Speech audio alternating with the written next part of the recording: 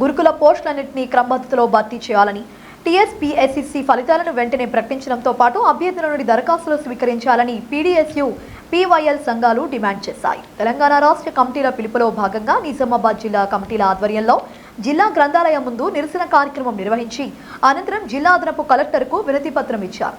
ఈ సందర్భంగా పీవైఎల్ జిల్లా అధ్యక్ష ప్రధాన కార్యదర్శులు అనీష్ నవీన్, పీడీఎస్యూ జిల్లా ప్రధాన కార్యదర్శి ఉపాధ్యక్షులు కర్కా గణేష్, అనిలు మాట్లాడుతూ గురుకుల బోర్డు అసంబద్ధ నిర్ణయాలతో వేలాది మంది నిరుద్యోగులు, వారి కుటుంబాలు తీవ్ర ఆందోళనకు గురవుతున్నారన్నారు. ఎస్సీ, ఎస్టీ, బీసీ, మైనారిటీ సంక్షేమ గురుకులాల్లో ఉపాధ్యాయ నియామకాలలో గురుకుల బోర్డు వివాదాస్పద నిర్ణయాలతో అభ్యర్థులకు తీరని అన్యాయం జరుగుతోందని ఆవేదన వ్యక్తం చేశారు. అప్పుడున్న కేసీఆర్ ప్రభుత్వాన్ని గద్దెదించడం జరిగింది. మరి ఈ కాంగ్రెస్ ప్రభుత్వంలో అయినా నిరుద్యోగులకు న్యాయం జరుగుతుందని, ప్రజలకు న్యాయం జరుగుతుందని కాంగ్రెస్ ప్రభుత్వాన్ని ఎన్నుకోవడం జరిగింది. కానీ గురుకుల బోర్డు తప్పిదం వలన, లేకుంటే అసంబద్ధం వలన, లేకుంటే అధికారుల అసంబద్ధం వలన ఈరోజు గురుకుల పోస్టును ఇష్టం వచ్చిన రీతిలో, అది డిసెండింగ్ ఆర్డర్ కాకుండా ఇష్టం వచ్చిన రీతిలో భర్తీ చేయడం చాలా సిగ్గుచేటు. వెంటనే రాష్ట్ర ప్రభుత్వము, సీఎం రేవంత్ రెడ్డి గారు జోక్యం చేసుకొని గురుకులకు సంబంధించిన పోస్టులను డిసెండింగ్ ఆర్డర్లో ఫిలప్ చేయాలని, అదేవిధంగా ఫస్ట్ లిస్టు తర్వాత ఖాళీగా ఉన్న పోస్టులను బ్యాక్లాగ్ కాకుండా సెకండ్ లిస్టులను వెంటనే ప్రకటించాల్సిందిగా పీడీఎస్, పీవైఎల్ విద్యార్థి యువజన సంఘాలుగా డిమాండ్ చేస్తున్నాం. లేని పక్షంలో గత కేసీఆర్ ప్రభుత్వానికి పట్టిన గతే కాంగ్రెస్ పడుతుందని ఈ సందర్భంగా హెచ్చరిస్తున్నాం. నా పేరు నవీన్ కుమార్, పీవైఎల్ జిల్లా ప్రధాన కార్యదర్శి. ఈరోజు పీవైఎల్, పీడీఎస్యూ ఆధ్వర్యంలో కలెక్టర్కు వినతి పత్రం ఇవ్వడం జరిగింది.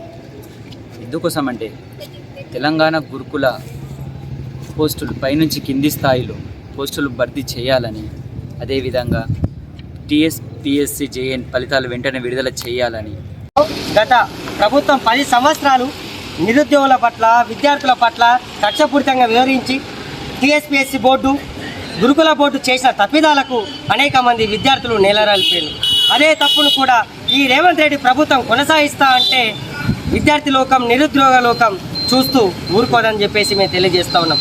నేటికి అంటే ఒక క్రమబద్ధీకరణ పద్ధతిలో డిఎల్, జిఎల్ ఇలాంటి పోస్టులను అంటే ఒకటేసారి అన్ని ఎగ్జామ్లు పెట్టడం వల్ల ఒక అభ్యర్థి ఒకటేసారి అన్ని ఎగ్జామ్లు ఏ విధంగా అటెండ్ చేయగలుగుతాడు అనే చాలామంది అనేక రకాలుగా ఇప్పుడున్న పోటీ పరీక్షల్లో 100 కొలువులు ఉంటే 1,00,000 మంది అప్లికేషన్లు పెట్టున్న పరిస్థితి.